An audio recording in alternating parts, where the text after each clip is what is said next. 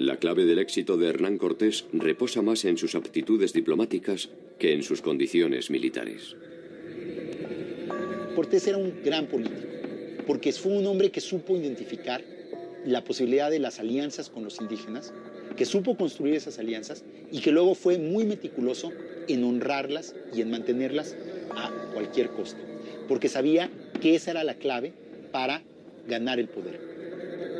Cuando los españoles... México, más de 1,000 o 2,000 o inclusive 5,000 españoles, cuando había pues quizá más de 10 millones de indígenas en el territorio. Era imposible que los españoles gobernaran directamente por la fuerza o por la política a los indígenas y sabían que los aliados eran fundamentales para ese gobierno.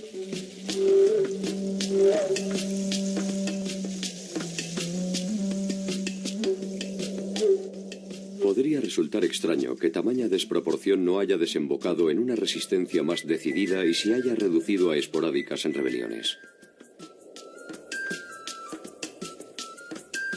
El régimen de tenencia de la tierra puede ser una de las razones de esta pasividad. Las tierras de los indios eran inalienables. Por eso que además el sistema no es un sistema feudal, porque otra de las cosas que no podía hacer era quedarse con la tierra de los indios. Lo hacía ilegalmente, pero legalmente no podía. Lo que hubo a lo largo del siglo XVI fue una negociación entre los españoles y los indígenas para ver cuántos privilegios iban a conservar, de qué manera se iban a conservar, cómo se iba a gobernar la Nueva España respetando a los pueblos aliados. Conforme los españoles fueron ganando fuerza, fueron respetando menos a los aliados. Y conforme obviamente los aliados se fueron debilitando, fueron perdiendo muchos de los privilegios que tenían.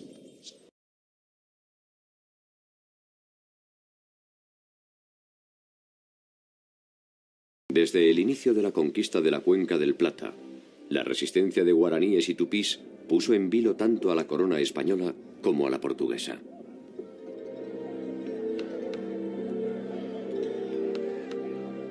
Paraguay era un país pobre en el sentido de que no tenía oro ni plata. Si encima tampoco tenía indios para trabajar con los españoles, entonces era más pobre todavía. Las presiones de Portugal y las demandas de los encomenderos que exigen la pacificación interna desembocan en la convocatoria de una orden religiosa que habría de escribir una de las páginas más inusuales de la vida guaraní: la Compañía de Jesús.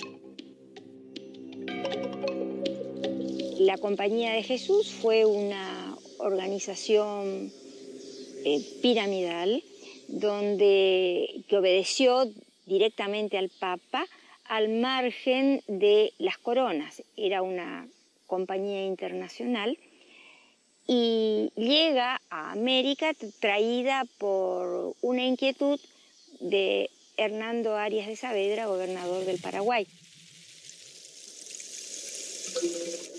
Los jesuitas realizan su trabajo misional en Paraguay, Bolivia, Brasil, Argentina y Uruguay, congregando a los guaraníes en incipientes pueblos apoyados en la caótica legislación colonial.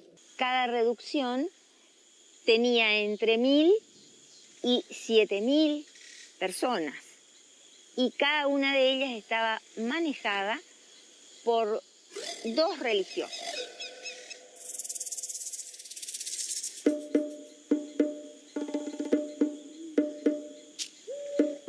La experiencia jesuítica ha convocado innumerables debates.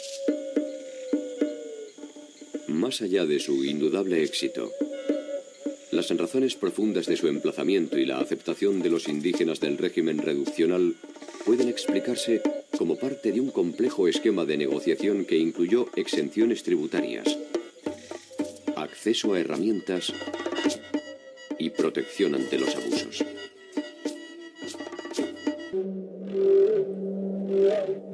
Las sociedades nativas encuentran en esta combinación de intereses una forma de supervivencia ante la invasión. Las misiones crecieron exponencialmente, y lo que en apariencia era una solución para el problema de la mano de obra nativa, derivó en un enfrentamiento con los encomenderos españoles.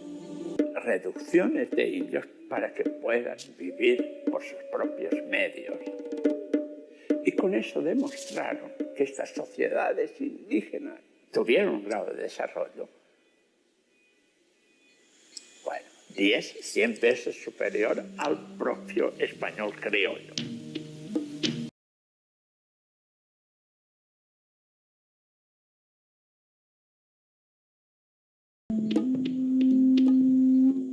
En el territorio andino, una figura distintiva iba a marcar los límites de la dominación colonial: el curaca.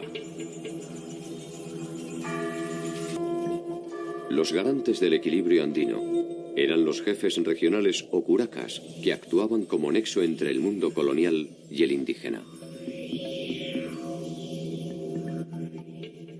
Este contrato de convivencia se había establecido a partir de la derrota del Imperio Inca e incluía principalmente a los jefes que habían prestado su colaboración a los conquistadores. Los curacas se encargaban de cobrar los tributos, de recolectar la gente para ir a la mita, y a cambio de eso recibían un 5% de los tributos.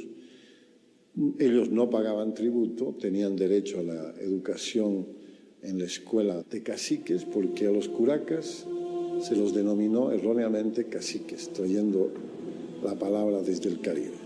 Por ejemplo, en los testamentos se ve que tienen casas, haciendas, pequeñas haciendas, cuadros, muchas pinturas, es increíble la cantidad de pinturas, a veces hasta libros, mulas, muchos manejaban el transporte de las mulas.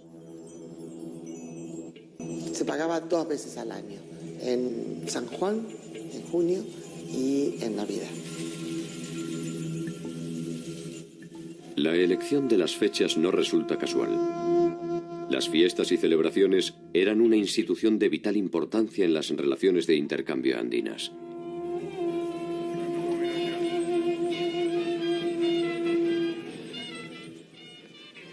Los españoles les otorgaron una nueva significación simbólica, pero las mantuvieron como un instrumento de recaudación de bienes y servicios. Siempre en estas fiestas era el momento en que también nombraban a los que tenían que ir a la mita de Potosí. Es decir, que llegaba allá y empezaba a recoger los tributos, y además de recoger los tributos, sabía quiénes tenían que ser los mitayos, los que tenían mita, es decir, que tenían turno para ir a Potosí. La mita era ya una práctica de trabajo forzado, de trabajo obligatorio, ya en el Imperio Incaico. Cuando los españoles llegaron, lo que han hecho es perfeccionar esta forma de trabajo. Los mitayos, en algún caso, tenían que recorrer hasta 600 kilómetros para llegar a Potosí. Venían cargados con toda su familia, con ropa y con todo su alimento para un año, porque con los 2 reales que recibían de la corona no podían subsistir.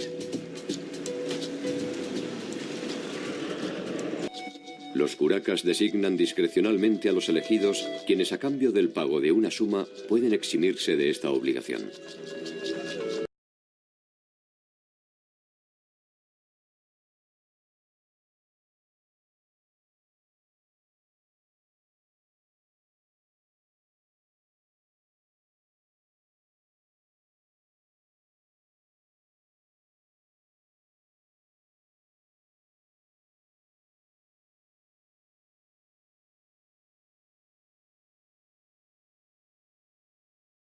Los indios de Moscari presionan a las autoridades para destituir a Florencio Lupa. Muy cerca de allí, en la localidad de Macha, se produce una protesta similar. 2 indígenas del lugar, Tomás Catari y Tomás Hacho, intentan deponer al curaca que ha designado a Alós, reclamando que ellos son los auténticos curacas de Macha.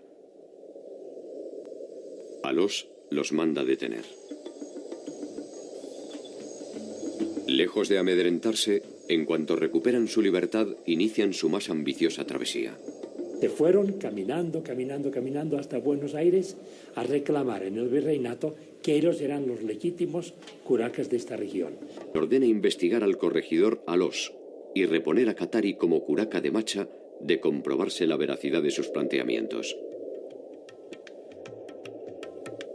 A su regreso, en mayo de 1779, Tomás Katari es encarcelado nuevamente por Alós, quien confisca el documento firmado por el virrey, aduciendo que es falso. En agosto de 1780, Alós sufre una violenta manifestación que exige la liberación de Katari.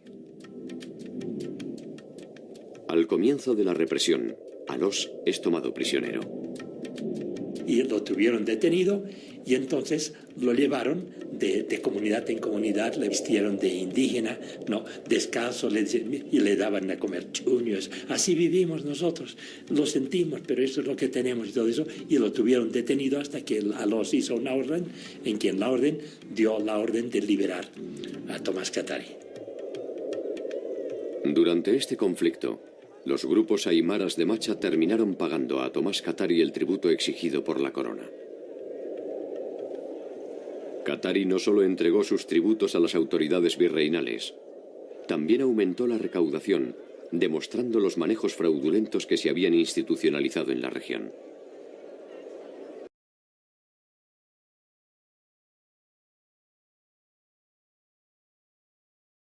Entre Cusco y el lago Titicaca hay un lugar llamado Tungazuca, que es una hacienda cuyo propietario de esta hacienda era el cacique José Gabriel Condorcanqui, ese era su nombre. José Gabriel Condorcanqui, que pasaría a la historia como Tupac Amaru II, lidera una protesta similar contra los abusos de los corregidores.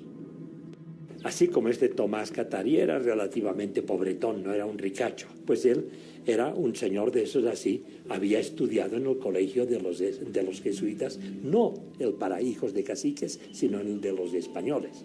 Tenía mucha conciencia de su nobleza inca, tenía un pleito en el virreinato por el marquesado de Oropesa, es decir, un título nobiliario español. Mientras que la sublevación de los cataris fue la consecuencia de un proceso algo improvisado, la de Tupac Amaru fue una acción premeditada que perseguía fines específicos: la búsqueda del poder. El corregidor de la región de Tinta, don Antonio de Arriaga, serviría de instrumento para dar inicio a la rebelión y hacerla irreversible. Fue el día 4 de noviembre del mismo año, del 1780. Tupac Amaru, que hizo toda una gran fiesta en su finca de Tungazuca, invitó al corregidor. Cuando se estaba yendo, le hicieron una emboscada. Allí a la salida de ahí, y lo trajeron detenido, preso ya, y empezó a hacer un juicio a Arriaga por las cosas que había hecho contra su pueblo. La sorpresa de Arriaga debe haber sido mayúscula. Un nativo se arrogaba el poder de justicia en territorio español. Al menos no fue una sorpresa duradera. 6 días después sería encontrado culpable y Tupac Amaru II daría un paso más arriesgado.